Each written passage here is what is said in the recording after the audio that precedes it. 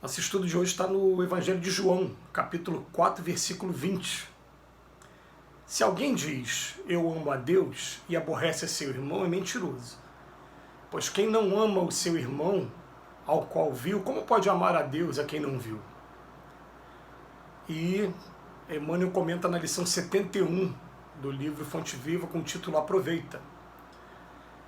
A vida é processo de crescimento da alma ao encontro da grandeza divina. Aproveita as lutas e dificuldades da senda para a expansão de ti mesmo, dilatando o teu círculo de relações e de ação. Aprendamos para esclarecer, entesouremos para ajudar, engrandeçamo-nos para proteger, eduquemo-nos para servir. Com o ato de fazer e dar alguma coisa, a alma se estende sempre mais além. Guardando a bênção recebida para si somente, o espírito muitas vezes apenas se adorna, mas espalhando a riqueza de que é portador, cresce constantemente. Na prestação de serviço aos semelhantes, incorpora-se naturalmente ao coro das alegrias que provoca. No ensinamento ao aprendiz, liga-se aos benefícios da lição. Na criação das boas obras, no trabalho, na virtude ou na arte, vive no progresso, na santificação ou na beleza com que a experiência individual e coletiva se alarga e aperfeiçoa.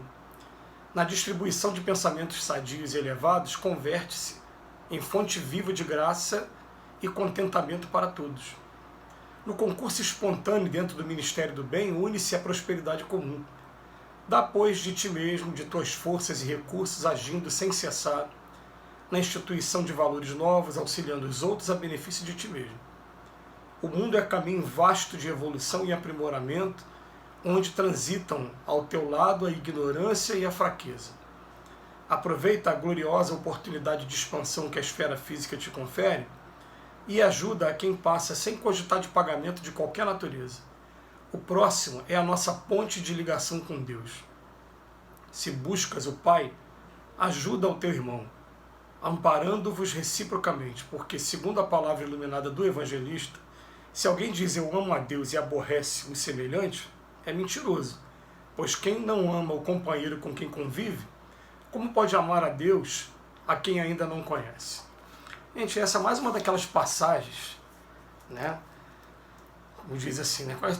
Quais são os mandamentos? Né? Aí Jesus resume os 10 mandamentos em 2 apenas. Porque 3 mandamentos eram assim, né? Deus é um só, ter respeito com o nome de Deus, não pronunciar o nome de Deus em vão, e dedicar um momento a Deus. Na época era sábado. Hoje a gente sabe que é qualquer dia, de preferência quando acorda e quando dorme, além de outros durante o dia, né?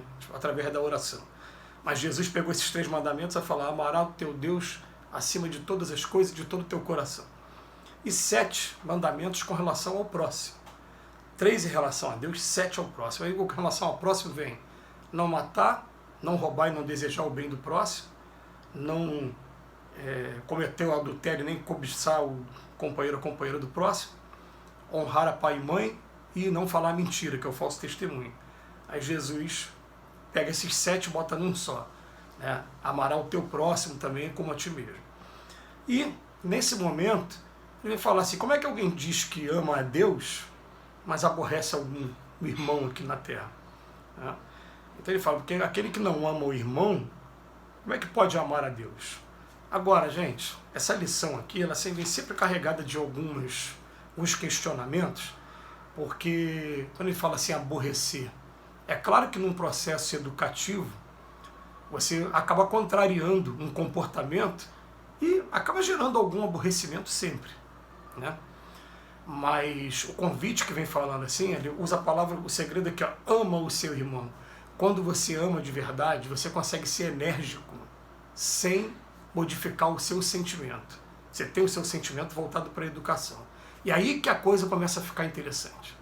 Jesus, todas as vezes que precisou, ele foi enérgico. Então ele chegava perto das pessoas, às vezes até falava assim, ó, hipócritas. E as pessoas interpretam a palavra hipócrita equivocadamente. Hipócrita, na verdade, significa ator, aquele que está representando. Não é isso, você está mostrando uma coisa, mas na verdade é outra. Jesus era enérgico, mas com amor. A gente consegue imaginar, por exemplo, aquela passagem de Jesus com os vendilhões do templo, Será que ele pegou, jogou no chão mesmo as coisas? Tudo? Pode até ter jogado, mas com respeito, depois de ter conquistado, falado ao coração das pessoas. Porque se ele não faz isso, assim como aconteceu no dia que ele foi entregue, que o povo ficou em cima, né, preferiu soltar o ladrão do que ele mesmo, soltou o Barrabás, já teriam ali naquele momento mesmo partido para cima do Cristo também, porque a gente sabe que até nos dias de hoje, por mais santo que o homem seja, se ele entrar de maneira agressiva, ele vai receber agressividade também. Então o segredo aqui é quando fala assim, não é aborrecer, é simplesmente você não emitir nenhuma energia negativa contra aquela pessoa. Mas o Emmanuel, ele vai além. Ele vem mostrando assim, como é que eu faço também para amar o meu próximo? Esclarecer, aprendendo para ajudar, engrandecendo a gente para poder proteger, educando a gente para poder servir. Com o ato de fazer e dar alguma coisa, a nossa alma cresce. Né? E ele vem pegar aqui nesse momento, né, o que a gente pode estar fazendo para estar ajudando o próximo. Ele fala na prestação de serviços aos semelhantes, incorpora-se naturalmente ao coro das alegrias que provoca. E é verdade porque o contato com o ser humano, a troca de sentimento, faz com que aquele ser humano passe a se tornar centro das nossas atenções. Quando a gente começa a chegar nesse ponto, a vida começa a ficar bastante interessante. Quando a gente começa a chegar até o ponto de incluir em nossas preces algumas pessoas, daqui a pouco esse ciclo de pessoas vai aumentando cada vez mais, e a gente vai aprendendo a fazer as nossas preces não só através das palavras dirigidas para o alto, mas principalmente aquela prece que é a mais bonita, aquela prece da atitude mesmo. Pegar um telefone, ligar, né, deixar a pessoa desabafar um pouquinho, conversar com a pessoa, trazer uma mensagem amiga, isso não tem preço. Então ele veio dizer para a gente aqui, ó, quando a gente começa a colocar, de alguma maneira, a nossa energia em prol de outras pessoas, a coisa começa a tomar um caminho muito interessante, porque ele vem falar aqui, né, tem um momento que ele fala que, às vezes, a gente, aguardando a bênção recebida somente para si, o espírito muitas vezes apenas se adorna, se enfeita, mas espalhando a riqueza de que é portador, ele cresce constantemente. E por que ele cresce constantemente? Porque vai ganhando confiança, vai sendo utilizado como instrumento, e aí a espiritualidade amiga começa a entender que você pode ser utilizado. Então vocês vão perceber uma coisa, né? Eu já usei esse exemplo aqui uma vez, vou usar de novo. Uma pessoa que tem o costume de entregar comida na rua, né, é natural que o morador de rua, entre 10, 20, 50 pessoas, escolha você e vai na tua direção te pedir. Por quê? Porque alguma coisa nele aponta para você como possibilidade dele obter ajuda. Você está sendo usado como instrumento, então as portas começam a abrir dessa maneira. Então, se você tiver boa vontade e não repelir esses chamados que acontecem, né, no primeiro momento, daqui a pouco você está sendo utilizado como instrumento aí o tempo todo, e isso vai trazendo um certo alívio para a gente, vai fazendo com que a gente conquiste o maior patrimônio que a gente pode conquistar aqui nesse mundo, que é, sem dúvida nenhuma, não tenho a menor dúvida disso, é o patrimônio da amizade. Eu me lembro que o Chico Xavier, né, está aqui no quadro aqui do meu lado, ele falava assim, né, ele não tinha nada, que ele viveu com uma aposentadoria de salário mínimo, ganhando um salário, o equivalente a um salário mínimo mesmo.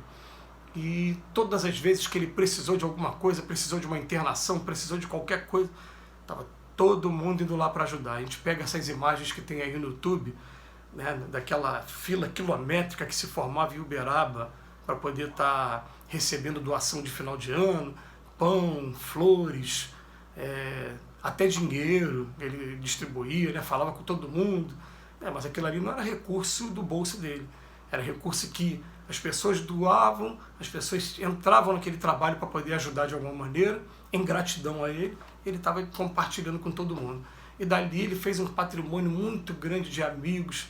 Eu lembro que de algumas cenas assim, dele estar no hospital, está sendo paparicado o tempo todo, um monte de pessoas indo lá visitar, até os últimos momentos da vida dele foi assim, ele estava o tempo todo recebendo visitas 1000, porque esse é o patrimônio de verdade, é o patrimônio das muitas amizades. Por isso que fala que quando a gente tira a nossa energia, que ficaria só para a gente, adornando a gente, e agora passando a servir ao próximo, a gente começa a conquistar essa amizade, toda essa energia toda ao nosso redor, e a gente começa a crescer constantemente e ganhar a confiança deles que estão do outro lado. Que Jesus nos abençoe hoje e sempre.